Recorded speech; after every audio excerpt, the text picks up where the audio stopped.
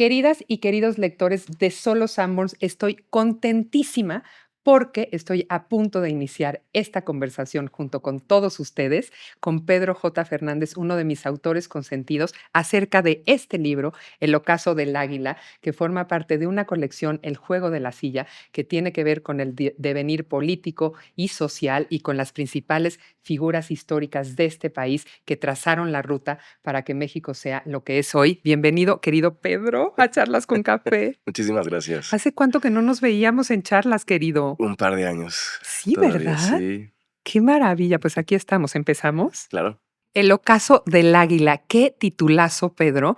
Me encanta porque al leer este libro, y lo van a descubrir las y los lectores, entendemos perfectamente ese símbolo del águila como esa decadencia también del gobierno de Porfirio Díaz en un momento en el que él ya es mayor, sigue celoso de controlar el poder como pasa a todos los que se enferman con él, y de pronto no querer soltar esta transición y una figura tan importante como Madero en el radar, y cómo eso hace que se tracen ya y se sienten las bases de lo que es la Revolución Mexicana y todo un cambio de era en este país. ¿Cómo llegas a esta concepción de este juego de la silla que nos tiene muy picados a los que ya lo leímos? Es el juego de la silla 1, y cómo vamos a ir entendiendo el entramado político, social, económico y cómo se comportan las grandes figuras de ese México que nos quieres presentar en ese momento histórico particular.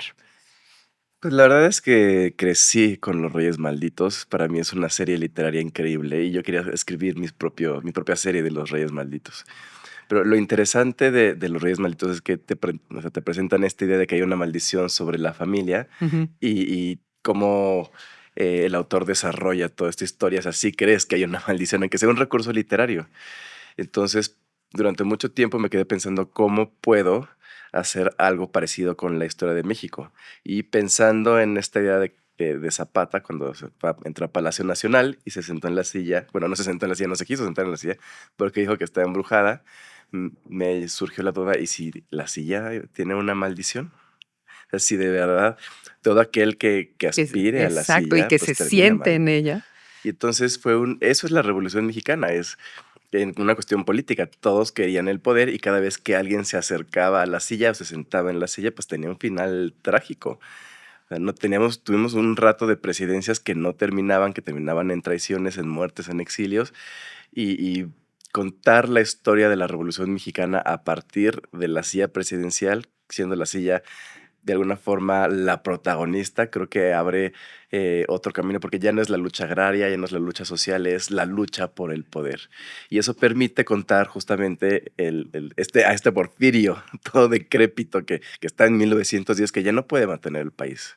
O sea, hay una crisis económica mundial, una crisis política que va a lanzar al mundo a una Primera Guerra Mundial. Hijo. Eh, ya, pues México está exigiendo que haya un cambio de gobierno y un cambio de personas que estén allá arriba. Y así vemos a Porfirio Díaz como ya tratando de mantenerse a un poder que ya no puede, y a un Madero que en la novela lo vemos crecer porque empieza como lo que es el hijo de un empresario hacendado que nunca ha gobernado, que no tiene experiencia para gobernar, que al principio no le interesan tanto las causas sociales. Ujú, Tiene claro.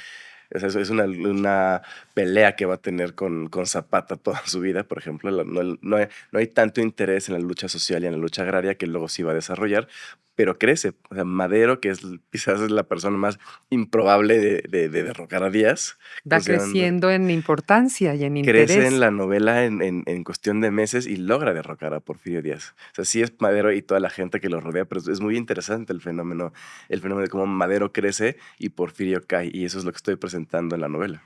Sí, totalmente. Y es como la gloria y el ocaso, pero también me llama mucho la atención, y queridas y queridos lectores, saber qué opinan ustedes y déjenos sus comentarios ahí, cómo los símbolos, Pedro, estas cargas emocionales que tenemos, por supuesto, con el vínculo a nuestra bandera, y ahora que pones en el centro a la silla presidencial y imaginarnos todo lo que el poder conlleva, ¿no? No Sí. solamente de identidad nacional, no solamente de una idea de permanencia de un Estado-nación, sino también todo lo que se gira alrededor de egos, luchas, facciones, ¿no? Y por supuesto, inclinaciones políticas distintas. Porfirio, y tú lo has mostrado en Yo Díaz, estaba convencidísimo de que él hacía bien y que dejó un gran legado, lo cual es verdad, Sí. creo yo, en este país. Y sin embargo, aferrarse a no soltarlo, esto vuelve ya esta dependencia tóxica a todos esos elementos que tienen que ver con la identidad de nuestra nación. Sí, se vuelve completamente insostenible y para 1910 ya la charla es, o sea, entre los círculos políticos es dejar que, así decían, que la naturaleza Haga lo haga suyo, lo o suyo, sea, que se nos muera. estaba todo el mundo esperando que se Sí, muriera en sí, el sí, sí, poder sí. y entonces ya su círculo cercano habría alguien que tomaría el poder. Su sucesor natural era Bernardo Reyes. Y Díaz comete este error de decir, De decir que no, ¿verdad? Que era decir, pues Corral.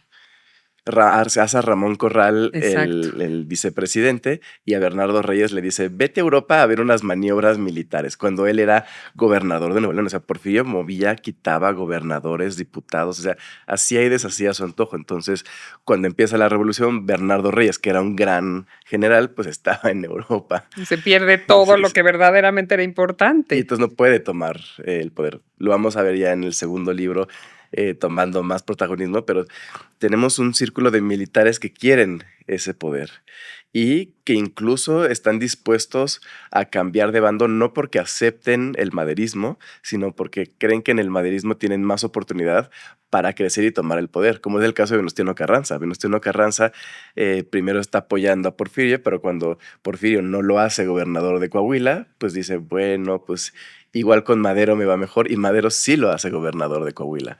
Entonces, muchos de estos personajes toman, pues toman ciertas decisiones o se acercan a ciertos bandos únicamente por razones políticas, y también eso es muy interesante.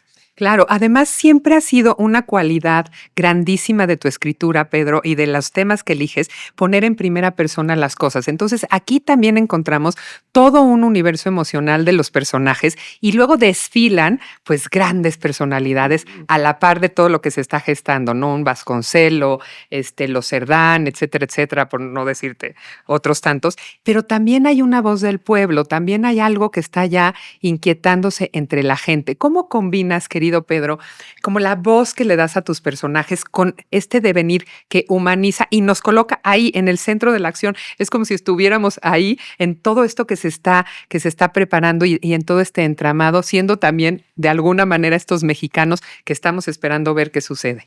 A diferencia de las novelas biográficas, dejé que fluyera esto de forma creativa. Es que en una novela Eso está biográfica lindo, claro. sí, Te necesitas tienes que tener el meter, control sí, de todo. todo, sí. Que si tuvo hijos, en qué momento, por qué, si se enfermó, tal, en tal, ¿no? En tal periodo Sí, de vida. Aquí es como más soltura. aquí lo que hice fue escribir el esqueleto, que era la relación entre Díaz y Madero. Escribí toda la parte de Díaz y Madero y lo demás fue dejar que fluyera de, hoy tengo ganas de escribir una escena de Zapata. Y pensaba dónde la podía acomodar. Ahora una de Villa. Y me ponía a investigar y ponía una de Villa. Entonces dejé que todas estas subtramas y personajes Eso. fluyeran y esperar que al final, cuando leyera el manuscrito, tuviera sentido. Sí, que no se hubiera quedado una cosa loca así nada más salpicada de gente, Y ¿no? estuvo padre porque fluyó de una forma en la que avanza la novela y voy saltando entre los diferentes personajes, teniendo así una trama principal, que es este tema de Díaz y Madero, pero todo lo demás, que es muy rico, pues va de alguna forma aderezando esta trama Eso pensé en principal. esa la Sí. palabra, adereza. Y son temas que luego van a saltar después. O sea, ahorita tengo a Victoriano Huerta muy pequeño porque luego lo voy a usar para la de Escena Trágica. Eso. Y Vasconcelos, que sí es importante porque le ayuda a Madero a escribir los discursos, pero porque yo sé que después quiere escribir su relación con María Antonieta Rivas Mercado. Ay, claro, es Sí. que qué bonito esto que el autor va anticipando un poco como un mapa, digamos, de todas estas novelas de esta entrega del Juego de la Silla, pero además de qué va a pasar con cada personaje, me llama mucho la atención cómo van lo que tú dices, ¿no? O restándole importancia a los mismos hechos históricos o poniéndolos en el centro del radar. Y lo que te quiero preguntar, querido, es, se critica mucho a la historia, digamos, los historiadores a rajatabla critican mucho a los divulgadores históricos justo por aderezar estas narrativas con elementos de ficción que nos permiten permiten engancharnos, ¿no? Que nos permiten estar ahí dentro de los zapatos de los personajes, porque obviamente no había en esas épocas un récord tan fiel de los diálogos, etcétera. ¿Qué tanto logras tú mantenerte fiel a toda esta investigación profunda que haces a nivel histórico y qué tanto te permites estas licencias y cómo la gente puede de alguna manera aprender a distinguir y dejarse llevar también por la ficción? Pues yo creo que la ficción, como cualquier, o sea, siempre la ficción tiene como base entretener. Entonces, si están buscando un libro de historia puro, pues no va a ser una novela histórica, pero la novela histórica sí puede generar cierto interés o ciertas bases de decir, por ejemplo, Esto ahora me que sembró la semilla y la curiosidad sí, para meterme a lo que sea. por ejemplo, como yo pongo varias escenas con los hermanos Cerdán, no Sí, solamente la del 18 de noviembre, entonces me han escrito lectores de, no sabía que los hermanos Cerdán tenían tanta historia. eso está Entonces buenísimo. generas el interés y la curiosidad para que ellos vayan y busquen ya en ensayos o otros tipos de fuentes, pues a estos personajes. Entonces sí genera una semilla o permite que el lector pueda ver a estos personajes vivir, interactuar y que no se queden simplemente porque pues, la verdad es que llegamos muchas veces a la novela histórica mexicana con unas ideas preconcebidas de los personajes que vienen de la escuela. Si Porfirio era así, Madero era así. Y cuando entras a una novela y los ves interactuar, dices, ok, o sea, ya me los imagino con vida, Tienen interactuando, dimensión, hablando. ¿no? Tienen dimensión, tienen carácter, tienen personalidad. Y Ujú. creo que sí, que algo de lo que me fascina de tu obra desde siempre, querido Pedro, y por algo eres uno de los autores más vendidos de este universo contemporáneo nuestro de las letras en México, y nos vamos a ir a más además, siempre a más contigo.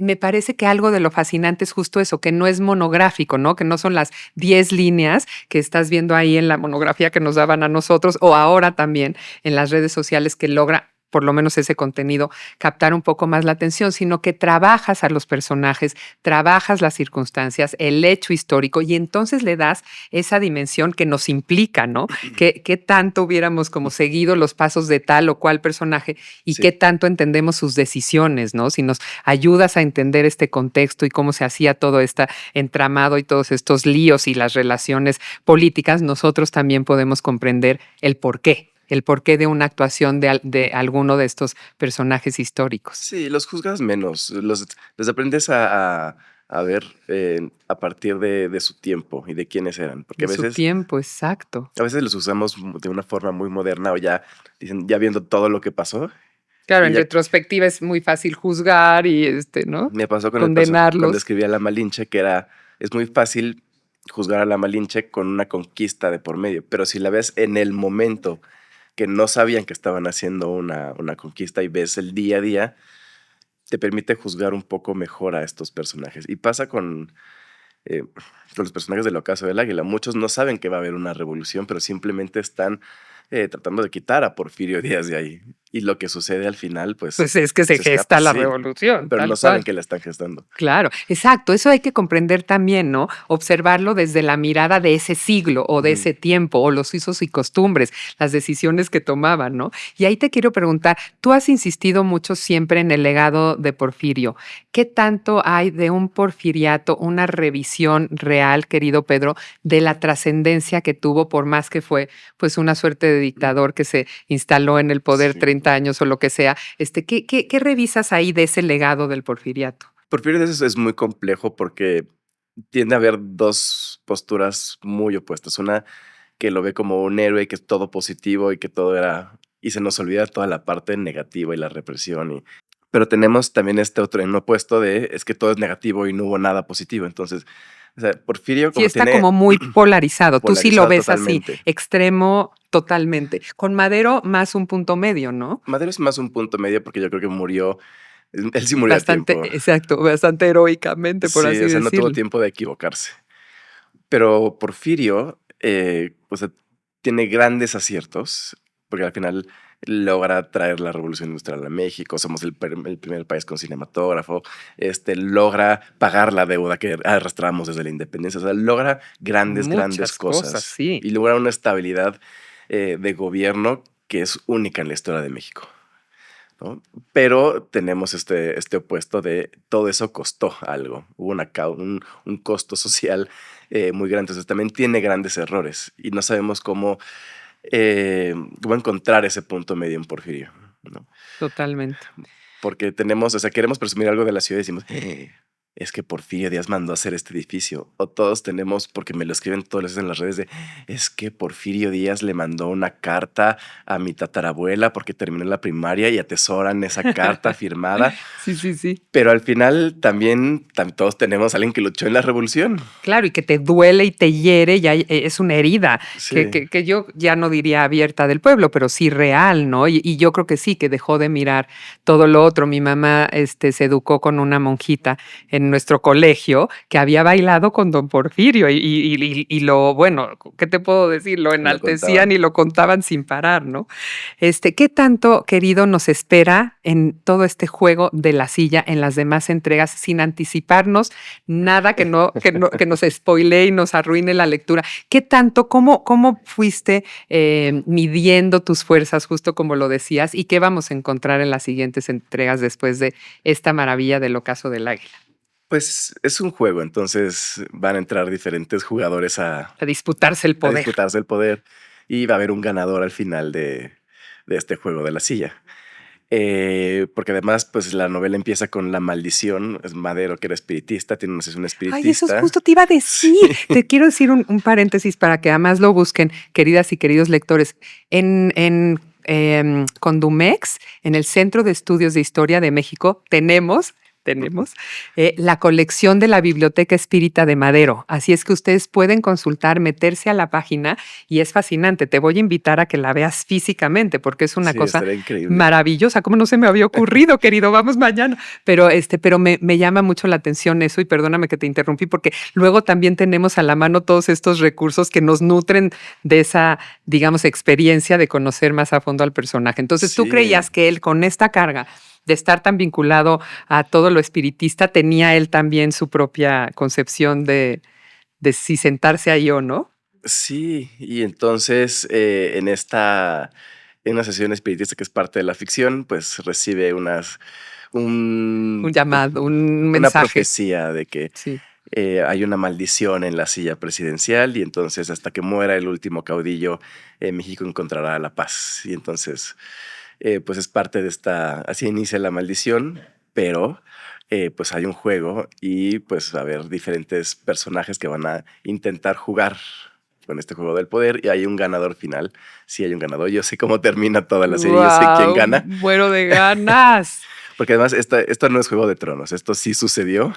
Y son personajes reales y sí hay un ganador en todo esto. Eso es maravilloso, ¿no, querido? Porque a veces tenemos que inventar cosas como para imaginar que tenemos otras realidades cuando nuestra realidad es tan rica de todo ello, ¿no? O sea, hay traición, o sea, toda esta cosa que le gusta tanto a la gente, así como del chisme y de lo controversial y de todo, ahí está. O sea, es que está la mesa puesta para fascinarse con la historia de México, para meterse, y por eso celebro siempre tus letras, Pedro, porque lo sabes hacer tan bien y de verdad que la gente te quiere como los lectores y las lectoras y te buscan por eso, porque te quiere como un divulgador que los pone ahí a jugar este juego de entender con una visión mucho más amplia de qué está hecho nuestro México y que el pasado sí importa y que deja una huella muy importante en el presente y que nos ayuda a trazar, digamos, la ruta del futuro, ¿no? Yo en particular ahora estoy fascinada con la idea de una presidenta mujer, independientemente de ir o no